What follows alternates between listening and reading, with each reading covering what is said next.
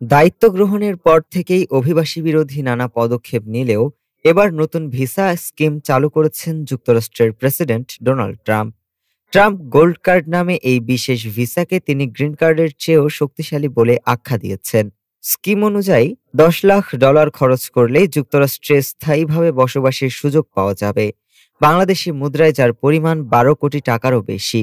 এছাড়া মার্কিন প্রতিষ্ঠানে চাকরি নিয়ে দেশটিতে প্রবেশ করতে চাইলে কর্পোরেট প্রতিষ্ঠানগুলোকে দিতে হবে $20 লাখ।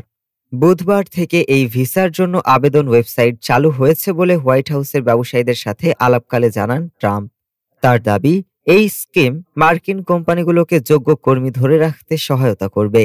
বাণিজ্যমন্ত্রী হাওয়ার্ড লুটনিক জানান, শুরুতে আবেদনকারীকে $15,000 প্রসেসিং ফি জমা দিতে হবে, যা ফেরতযোগ্য নয়। যাচাই বাছাই শেষে আবেদনকারীকে $10 লাখ মার্কিন কোষাগারে জমা করতে হবে। বিশেষ ক্ষেত্রে অতিরিক্ত ফি দিতে হতে পারে।